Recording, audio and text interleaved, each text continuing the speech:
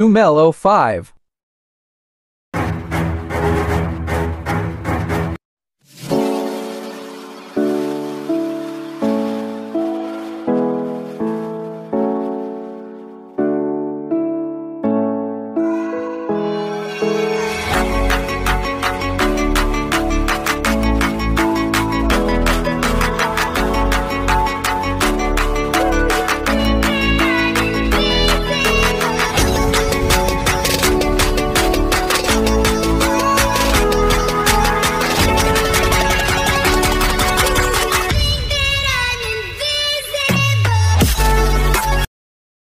So, eto na, yari na si Toothless natin.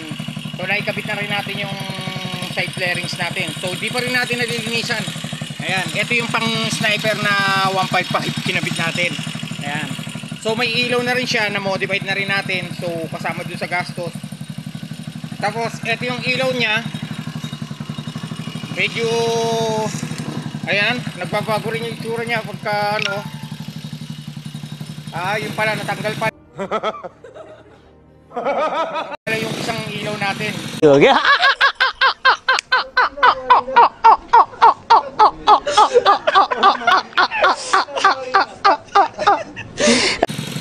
Kaya pala may tumutunog. So eto pala yun. May buti binuksan natin ng gabi. Kaya nakita natin yung diferensya. Pero ito na siya, nakakabit na yung flarings. So napalitan na ng kaninang umaga ng rocker arm. Nakikabit na natin yung mga flarings. Ayan mga viewers.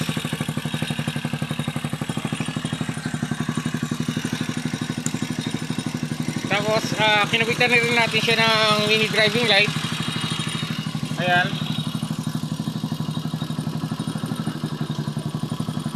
Ayan yung mini driving light.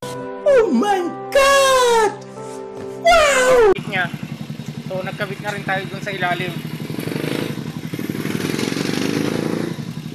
So yung flasher niya andito rin sa harap. Ayan. Naman! Wow! Wow! Nakita yung flasher niya.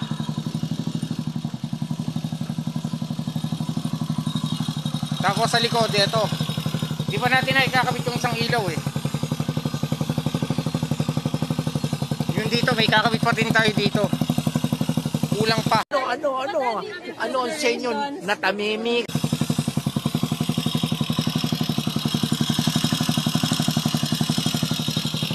Buti na check natin na nawala pala yung isang ilaw natin dito sa harap. Yung parang nagagalit siya pagka ayan.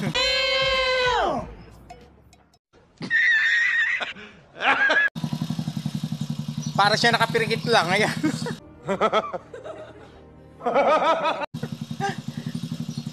Pero okay na si Toothless, napalitan na natin siya ng rocker arm mga viewers. Sana huwag niyo makalimutan mag-subscribe dun sa YouTube channel natin. Tapos share niyo itong video natin para yung iba magkaroon ng idea kung bakit ayaw umandar ng motor, malakas yung kompresyon. Tapos may power. Yun nga yung may diferensya yung ano natin, rocker arm. So kung ang motor nyo Motorstar 200cc, so pwede yung Rusi 150, yung TCL, yun in order natin. Nakikita nyo dyan sa video natin mga viewers. So hindi tayong gumawa nito, pinagawa lang natin.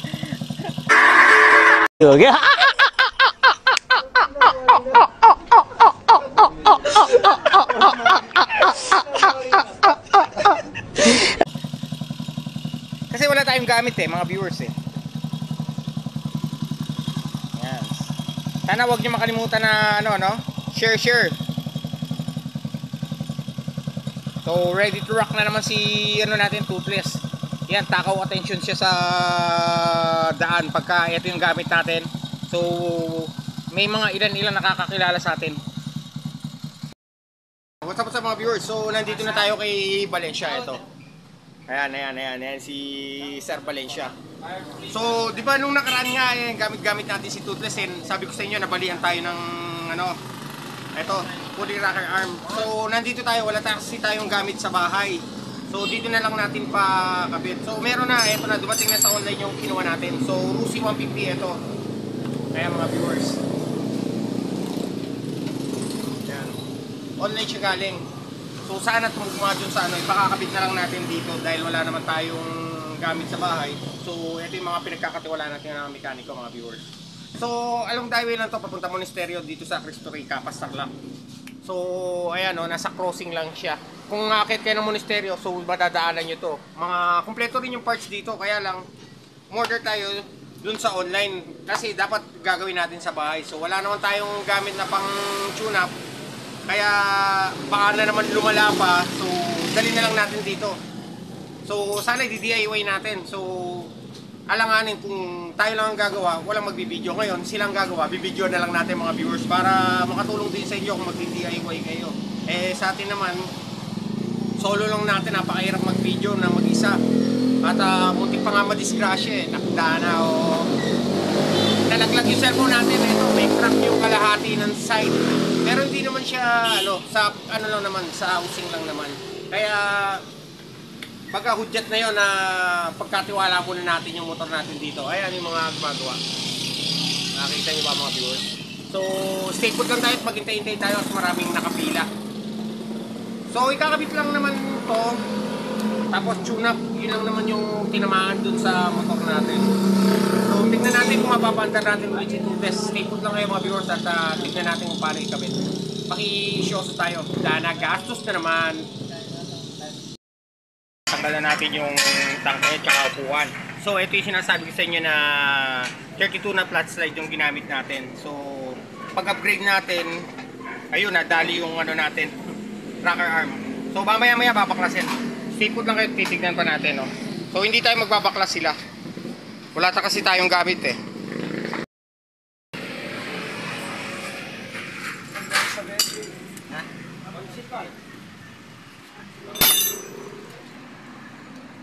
So, yun yung nabasag natin, no?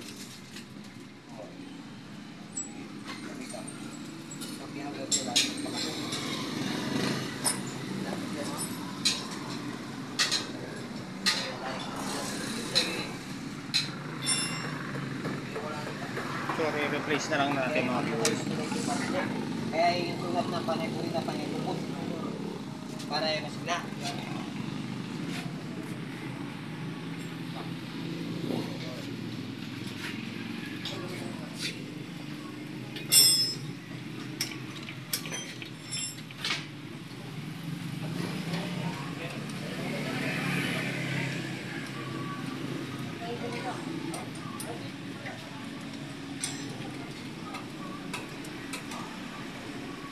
Sana sakto yung nakuha natin na pang Rusi 150 ito mga viewers.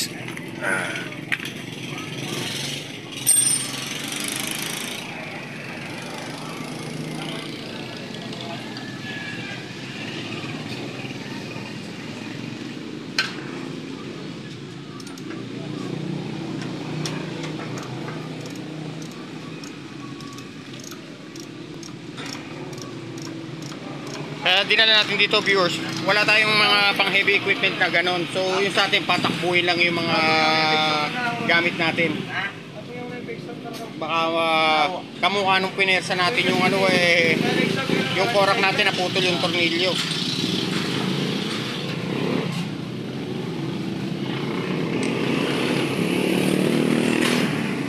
Napalata yan sa salikod siya. Yan pala sa salikod siya.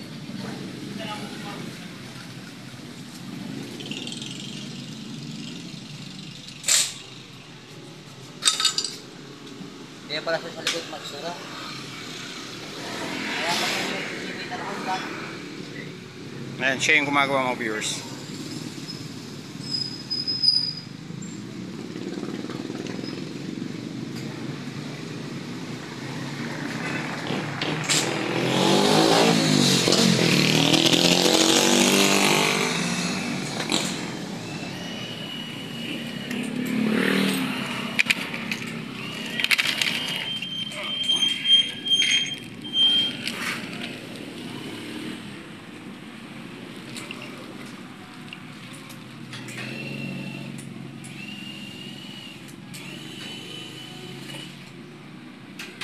Sana sakto yung hatol.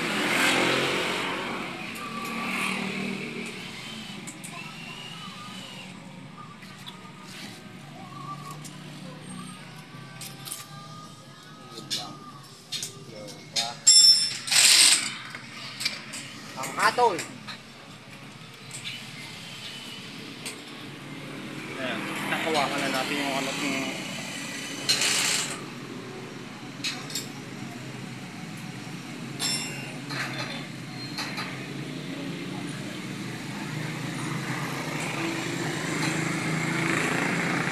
so mga meron palang ano, Motor Jersey 200 mga viewers. So fit pala yung ano, Rusi 150 dun sa rocker arm niya kung madidisgrasya.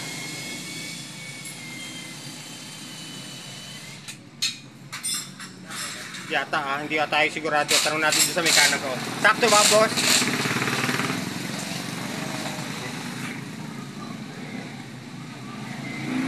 Dali lang.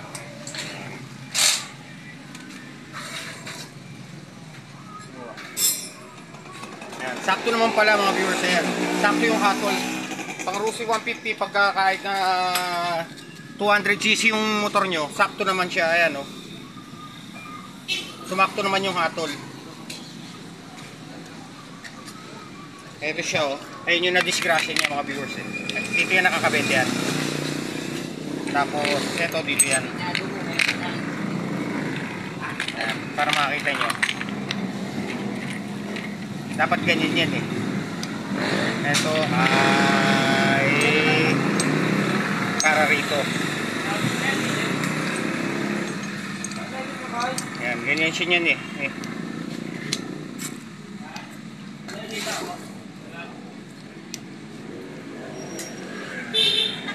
Ayan o.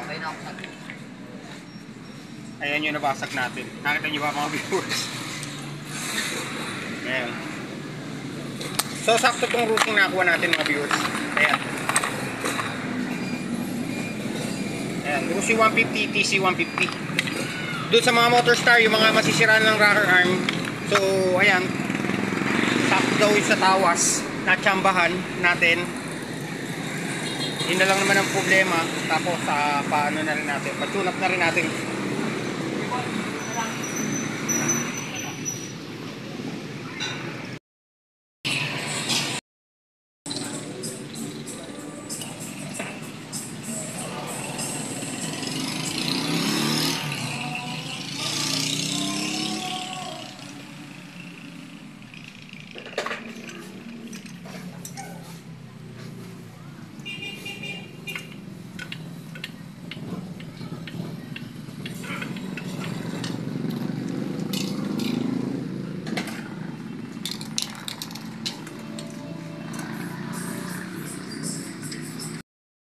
Umaanda na siya. So thanks kay Utol siya yung gumawa. Ayan. Pinakabit natin yung rocker arm. Ayan, kita nyo meron pa siyang ebidensya tanayda na. Isang ebon tumakla na naman. Ayan, may taklayang ano, hayop. Ayan, so okay na naman siya. Kaya lang nananadyak pa rin. Pagka may budget tayo, bili tayo ng battery para yung starter natin mabuhay na ulit. Kaya lang zero budget pa tayo mga viewers eh. Natin eh yung rocker arm mga viewers, yung sa may head. So ang sintomas nun mga viewers, pag biglang maandar yung motor nyo, biglang pumutok, pak, gumanyan na malakas sa may tambucho.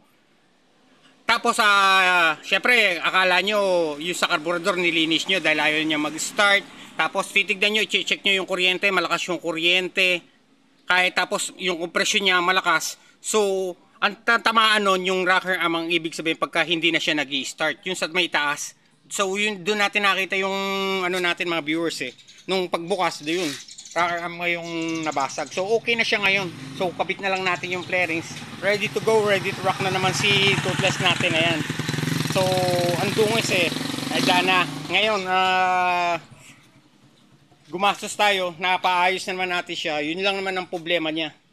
Kaya ngayon ready to rock na naman siya. So dalawa na yung buo natin yung motor.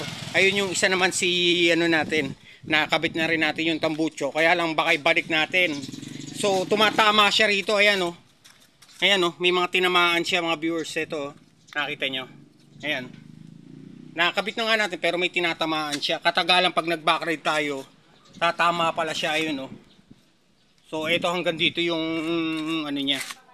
Pero yung si Toothless, yun muna yung anihin natin. Check pa natin muna. So sana wag niyo makalimutan mag-subscribe sa YouTube channel natin, no? Jomel05, ayan. At okay naman na si Toothless. Tapos yung isang project na naman natin, yung isa naman. Pero pag ganahin natin yung starter nito kasi nananadyak to, sobrang sakit manadyak eh. Napakahirap, ang lakas ng ano niya, compression mga viewers. Ayan. So hindi pa natin na ikakabit yung side flarings niya. Mamaya linisin natin. Ayan. So hindi tayo nagkabit no, pinakabit na lang natin mga viewers kasi wala tayong gamit. Tapos pinatune up na rin natin. Ayan. Kasi hindi naman talaga tayo mekaniko, siraniko lang tayo. So doon natin ipinamahala doon sa mga specialist. O, sana wag niyo makalimutan mag-subscribe, Jomel05, and God bless. So ito na yung ano natin, si MotoGP natin. Inilamusan lang natin dahil sobrang putik nga naman nung tagulan. Tapos pinasok na naman ng tubig yung tangke natin. Pero ayan siya, inistikiran na natin. Ito yung itsura niya mga viewers. Ayan.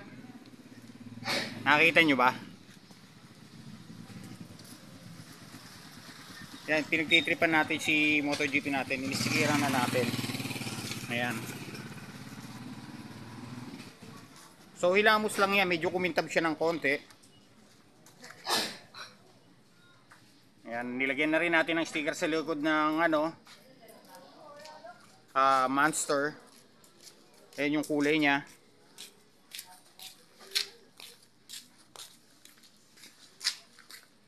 So hilamos lang siya niyan. Yung dating mukhang basura, eto na ngayon siya. So ang gastos pa natin dyan eh 16,000 pa.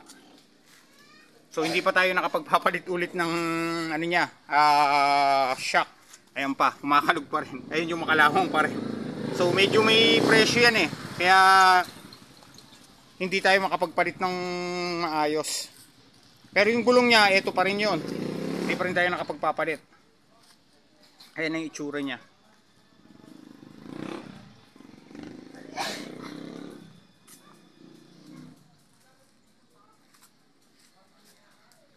Jumelo 5.